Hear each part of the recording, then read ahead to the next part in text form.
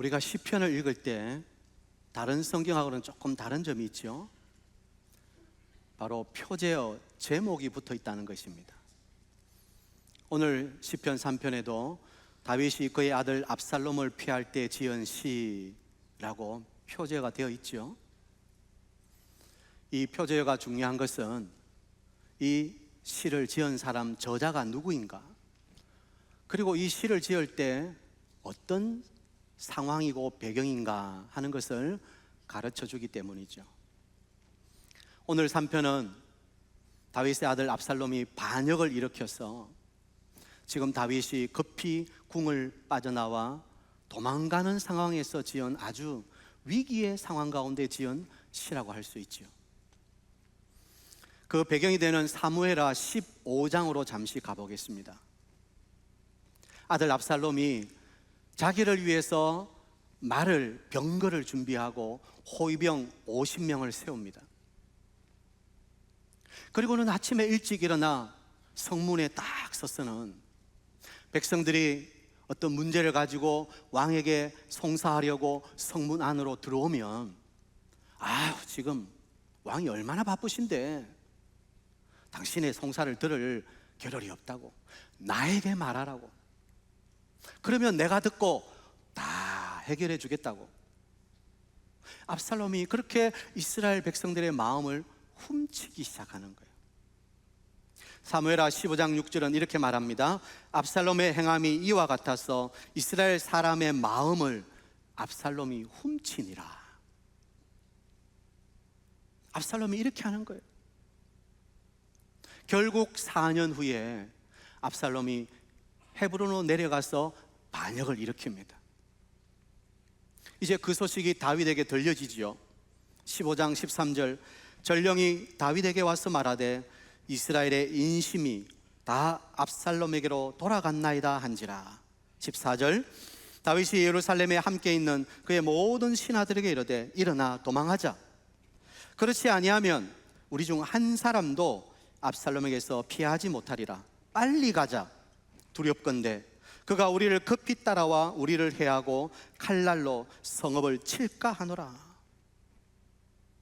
다윗은 결국 예루살렘 성을 버리고 도망하기로 결정하게 되죠.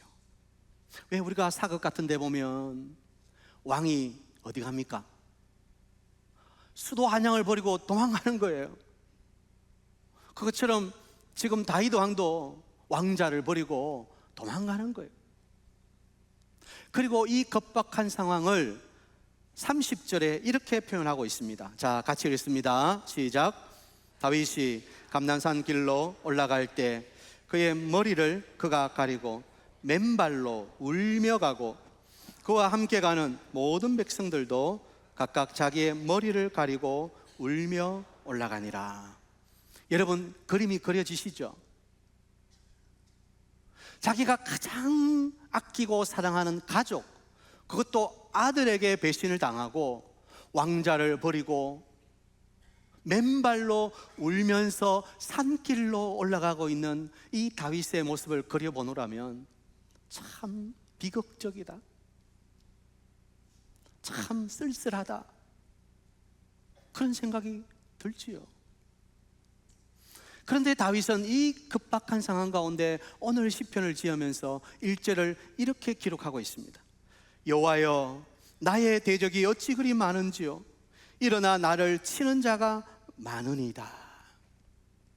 너무나 많은 대적이 일어나 자기를 치고 있다는 거예요. 자기를 향해 달려오고 있다는 거예요. 다윗은 지금 위기의 상황 가운데 빠져 있습니다. 여러분, 우리도 우리의 삶을 살아가노라면 이런 위기 앞에 맞닥뜨릴 때가 있지요. 어려운 경기 속에 내 사업이 풀리지를 않습니다. 은행에서는 이제 더 이상은 대출 안 됩니다, 불가 통보를 내립니다. 자금줄이 꽉 막혀버려요. 나름대로 성실하게 다녔던 직장에서 해고 통지서를 받습니다. 그래도 건강을 잘 관리했다고 생각하는데 암이 재발했습니다.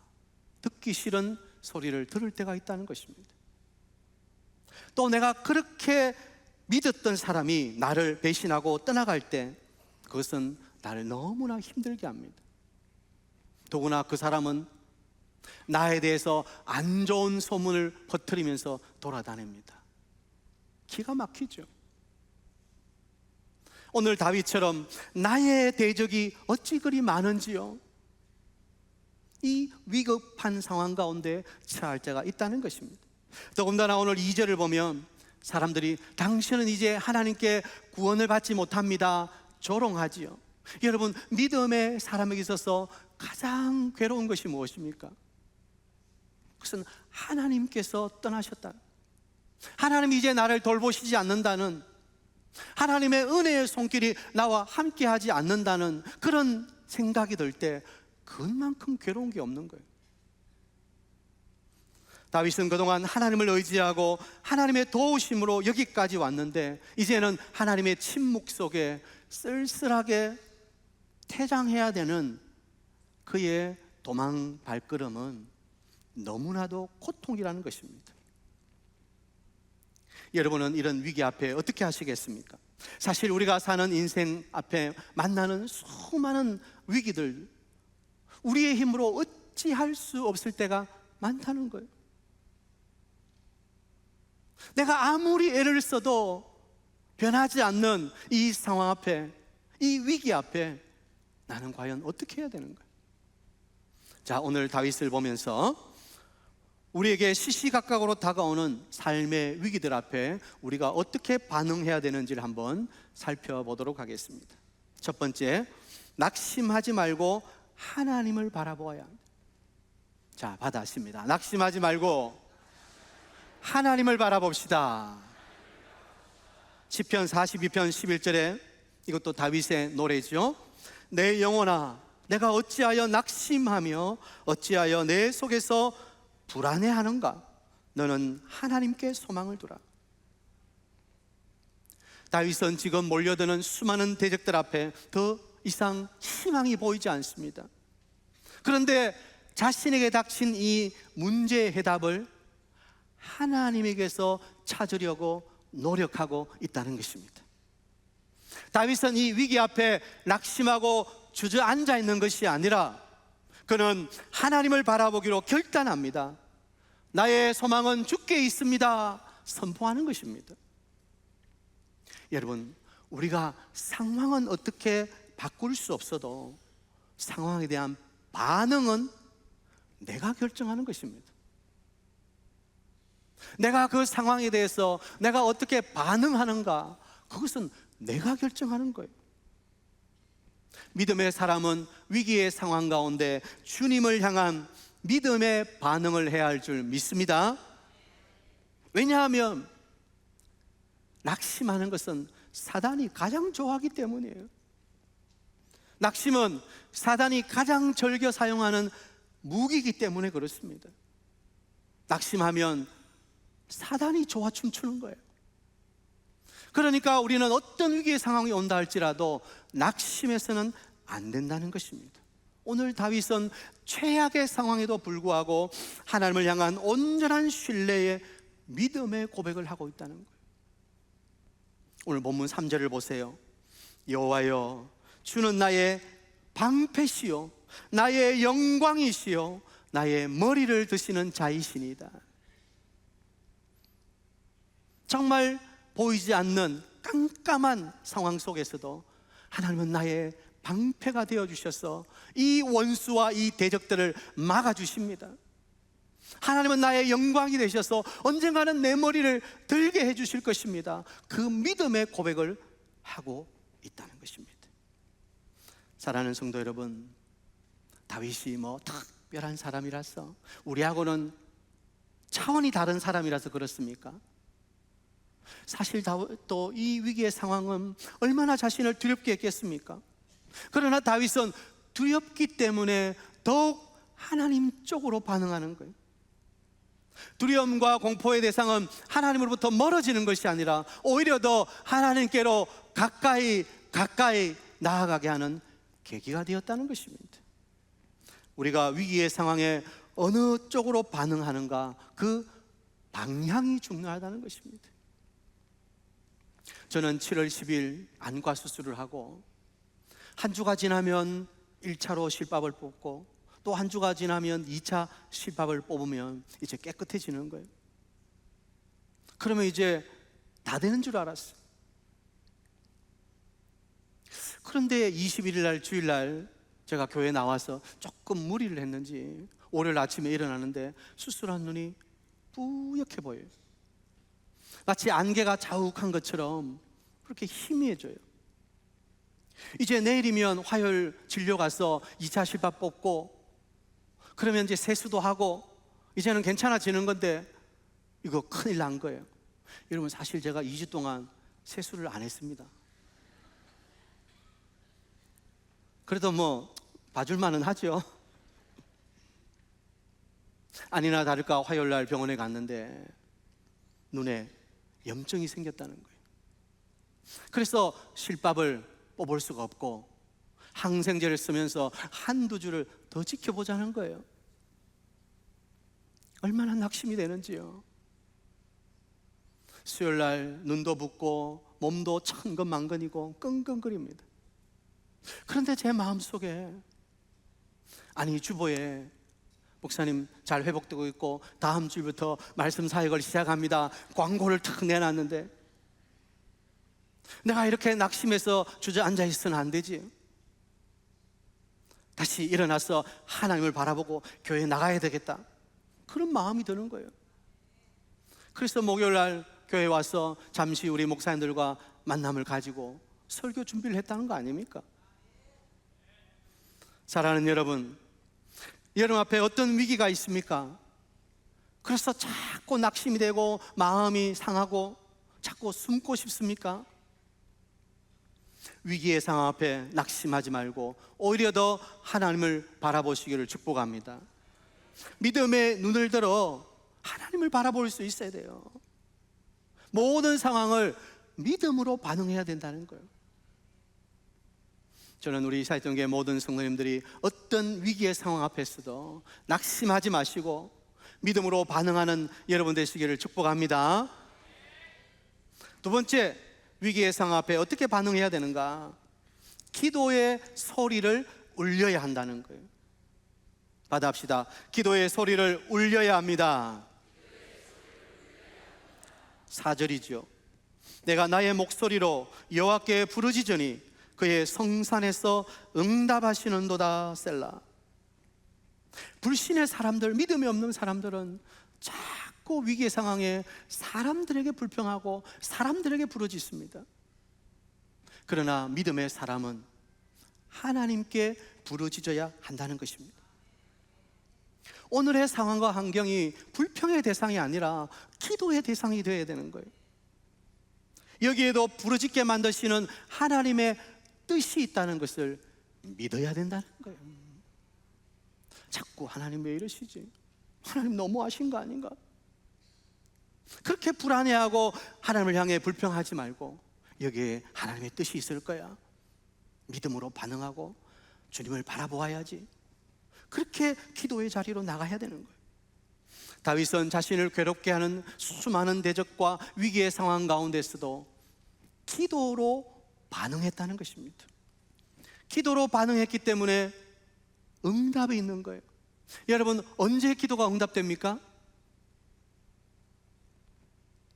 언제 기도가 응답돼요? 기도할 때 응답되는 거예요. 그러면 언제 응답이 안 됩니까? 기도 안 할 때 응답이 안 되는 거예요. 제 눈 상태가 궁금하시죠? 목요일날 그렇게 교회에 나오기는 했는데 이 설교를 준비하는데 눈이 아리고 집중이 안 됩니다. 그래서 조용히 두 손을 모으고 하나님께 기도합니다. 하나님, 설교는 준비해야 되는데 지금 컨디션이 안 됩니다. 하나님 도와주세요. 간절히 기도하는데 어느새 눈에서 눈물이 쭉 흐릅니다. 그리고 이제 설교 초안을 마치고 집으로 돌아갔어요. 그런데 집으로 돌아갔는데 갑자기 눈이 좋아지는 게 느껴져요. 그 뿌옇던 게 점점 밝아지는 게 느껴져요. 그리고 눈에 붓기도 조금씩 나아지는 게 느껴지는 거예요. 하나님께서 기도를 들으시고 눈물로 치료의 역사를 주신 줄 믿습니다. 저의 집사람이 그걸 보고는 여보 빨리 입으로 하나님께 감사해 그럽니다. 그래서 제가 큰 소리로 하나님 감사합니다 외쳤습니다. 물론 아직까지 완전한 건 아닙니다. 그러나 하나님께서 곧 회복을 주실 줄 믿습니다. 여러분의 사랑과 기도가 얼마나 감사한지요. 많은 분들이 목사님 힘내세요 하트 뿅뿅 기도하고 있습니다. 정말 위기의 때는요 함께 기도하는 기도의 사람들이 있다는 것, 기도의 동력자들이 있다는 것을 다시 한번 깨달을 수 있는, 감사할 수 있는 그런 시간인 거예요. 그래서 여러분 어려움이 고난이 다 나쁜 것만은 아니에요. 그것을 통해서 우리는 더 많은 것을 얻게 되는 것이죠. 사랑하는 성도 여러분, 어떤 위기의 상황 앞에 있습니까? 기도에 무릎을 꿇으시기 바랍니다. 기도의 소리를 하늘로 올리시기를 바랍니다. 다윗처럼 맨발로라도 기도의 자리로 뛰어 나오시기를 바랍니다. 지금도 우리 예수님은 우리를 위해서 하늘 보좌 우편에서 기도하고 계십니다. 로마서 8장 34절 죽으실 뿐 아니라 다시 살아나신 이는 그리스도 예수시니 그는 하나님 우편에 계신 자요 우리를 위하여 간구하시는 자시니라. 여러분 우리가 위기 앞에 눈물 흘리고 있을 때 우리를 위하여 기도하고 계시는 주님이 계시다는 것을 기억하시기 바랍니다. 여러분은 혼자가 아니에요. 함께 기도하는 교회가 있고 무엇보다도 지금도 하늘 보좌에서 여러분을 위해서 기도하고 계시는 우리 주님이 계시지 않습니까?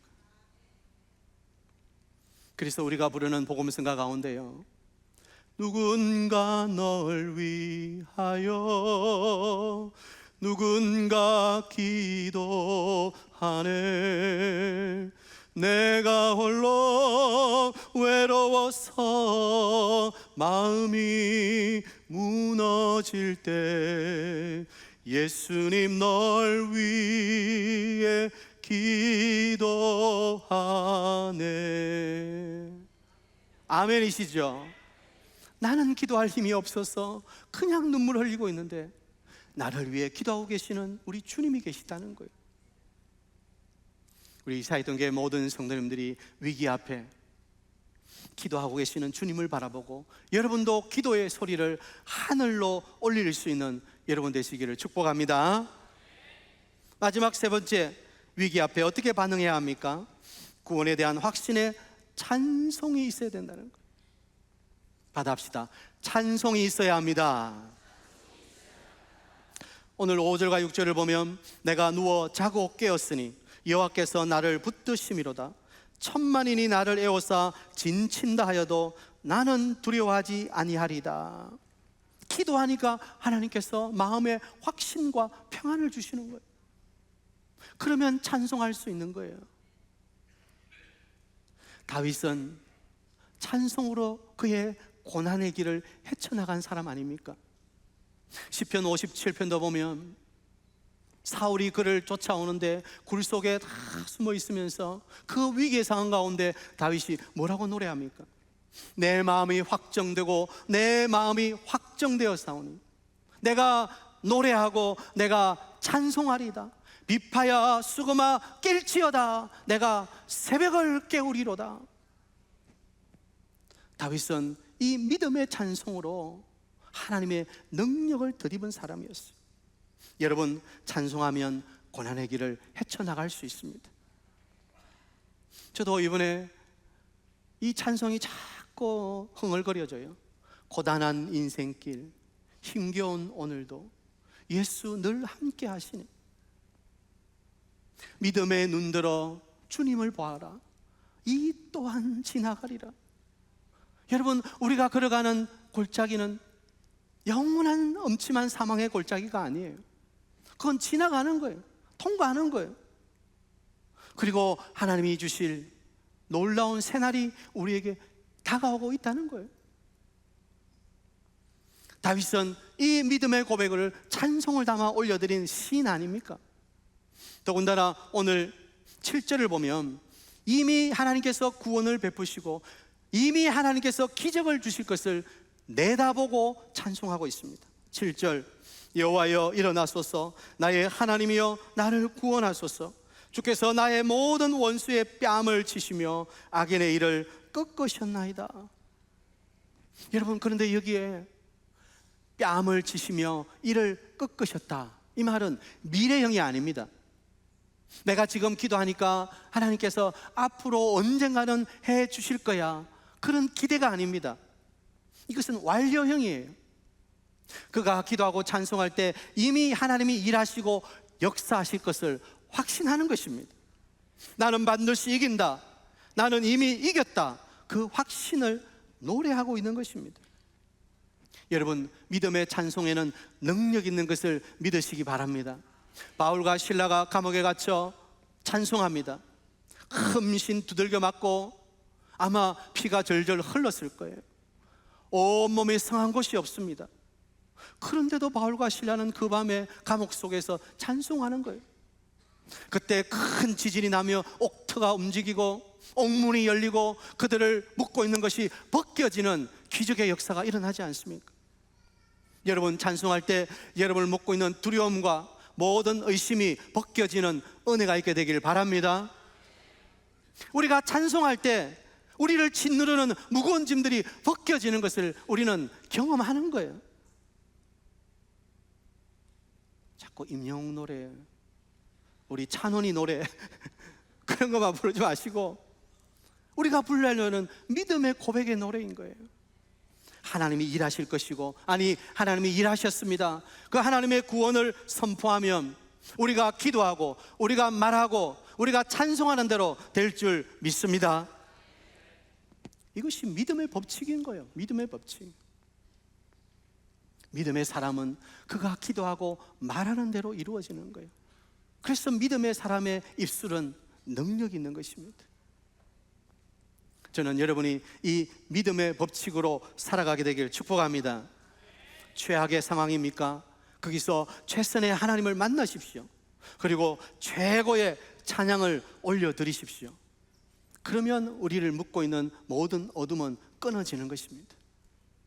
자, 말씀을 마무리하겠습니다. 오늘 다윗은 이 위기의 상황 가운데서도 낙심하지 아니하고 하나님을 바라봅니다.